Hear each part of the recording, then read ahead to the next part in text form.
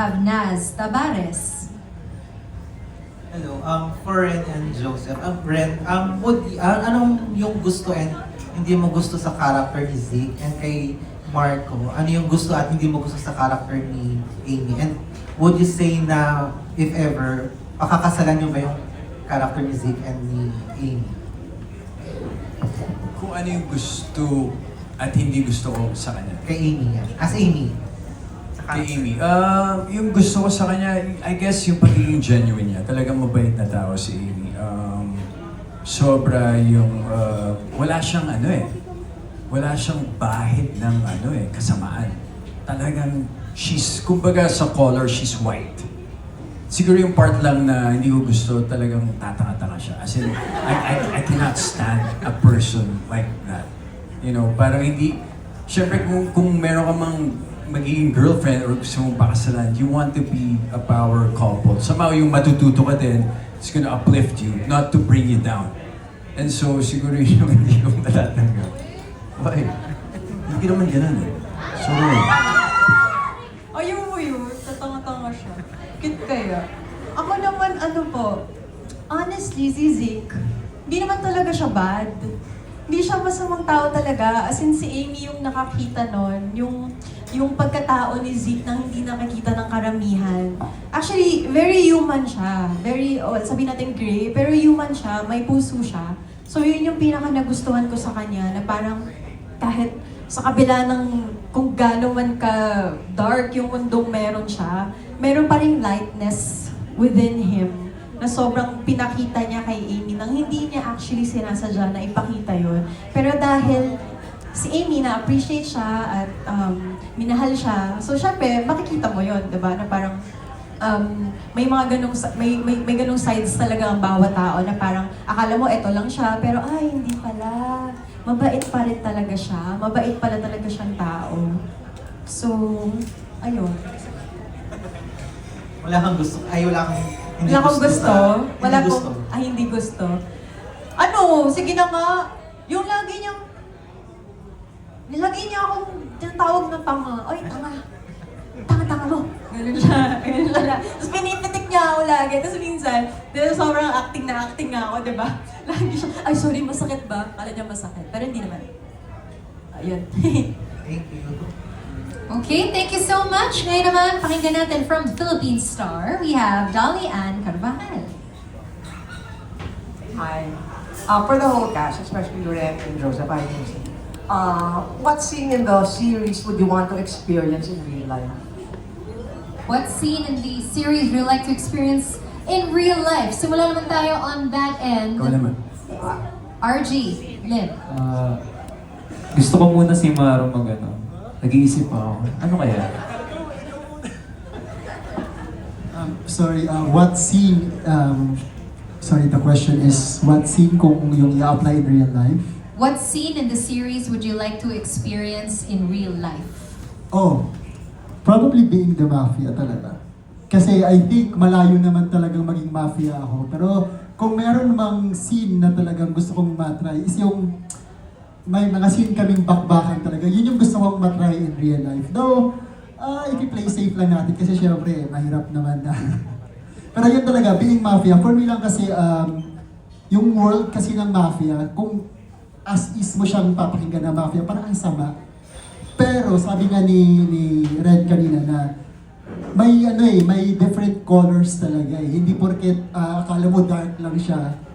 So, gusto kong ma-explore yung ganong life, kumbaga, na just because it's a mafia, that doesn't really mean na ang sama ng taong yun. Yun lang yung gusto kong experience in life. Thank you. May naisip ka na, di ba? Iniisip na ako. Para sa akin, simple lang. Gusto kong mangyari in real life without spoiling too much, mag-drive ng big bike. Yun. Pero dahil sa conflict ng sked, sana next time meron pa. Yun lang. Thank you so much. Thank you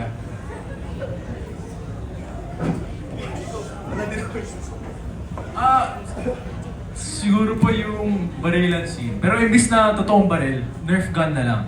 O kaya paintball. Or laser tag. Anything like that. Kasi it's really fun. Kasi when you're using a Nerf gun naman, nakala mo mafia ka, gangster ka. So, siguro yung mga ganun, miss ko yung mga moments na ganyan. Ay, may naisip na ako. Same with Frost, tsaka yung mga bakbakan na madaming kalaban. Gano'n. Pero syempre hindi ako mabubugbog. Ako yung mabubugbog. Gano'n. Parang ang angas kasi tignan eh. Okay, Kyosu? Ako naman po, siguro yung wealthiness ni Sir Zeke Roswell and also yung pagiging mafia. Yeah. Ako naman, gusto kong maranasan maging Sebastian Lerwick. Ano kasi sobrang gentleman niyang tao eh. Diba? So yung mga, lalo na yung mga eksena kasama si Meisha, yun yung mga favorite ko eh. Hindi, walang spoiler. Hindi ko sasabihin. Pero syempre, may mga eksena sila. So, yun, Sebastian Lerwick. Or kahit si kahit, huwag na lang. Sa akin naman yung yung may kaibigan akong makakakilala ng isang mafia, tapos mabait siya sa aming lahat. Tapos punta niya kami sa beach, sa ibang bansa, kasi kasama namin yung kaibigan niya. Yun, gusto ko maranasan real life. Coming over to Aliyah.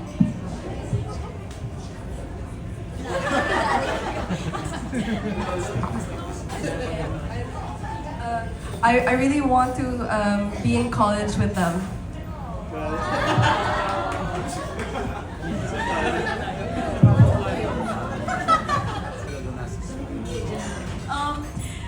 We just shot recently sa mansion ko. So, I think yung lavish life ni Kylie. But yes, walking into the mansion, ganun. I want to experience that. Ako yung gusto kong ma-experience isn't my characters, because my character is kind of like masungit all the time. Ang gusto kong ma-experience is maging Amy. I would want to experience like kahit like aanga-anga. Yeah. Ilalab ako unconditionally and accept ako unconditionally. Sarah, sa bugto daw. Dito lang daw. Chill lang tayo. Tagal naman.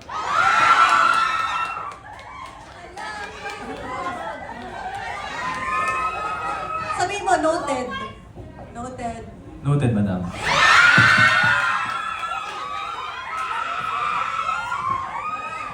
Thank you po for that question.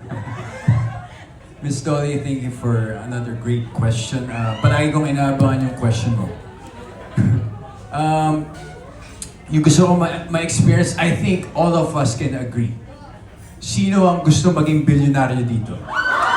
All of us. And of course, to be a CEO. Miss Kai, billionaire. Gusto rin niya. Gusto rin ng manager ko. And siguro yung maging CEO ng isang company na kontrolado mo yung lahat. I think, yun ang gusto ko ma-experience. Tama. Oo nga, sa panahon ngayon, kung magiging practical lang tayong lahat, kasi di ba magising ka biglang, may asawa ko CEO! Ganon, di ba? Ang yaman mo na, lahat ng ang daming kumpanya, di ba? May airlines, may shipping lines, may restaurants, may lahat-lahat, di ba? So, yun, yung pagising mo isang araw, meron kang gwapong asawa, meron kang mabait, di ba? Mabait na asawa na sobrang ma-appreciate ka kahit imperfect ka. Kasi sa panahon ngayon, parang sobrang nagmamatter yun na kapag nakita ng isang tao yung mga imperfections mo, parang, ay, di pala okay to. Diba? Parang ang sarap sa pakiramdam na kahit na hindi ka perfect at madaming kulang sa'yo or hindi ka kamahal-mahal, merong isang taong sobrang mamahalin ka ng totoo. I guess. I guess yun. Thank you po. Alright, thank you. Si Direk. Does Direk have an answer? Gusto kong mabarel. Morbid ba? Gusto ko yung bed scene. Hindi, charot lang. Matagal na rin kasi eh. Ay, charot lang. Hindi, ano ba? Wala. Parang gusto ko lang maging siguro yung kay Amy. Kasi baliw-baliw. Ganyan. At saka gusto ko pala magkaroon ng pusa at aso na nagsasalita. Gusto ko yun. Alright, thank you so much, Miss Dahlia, for that fun question. Now moving on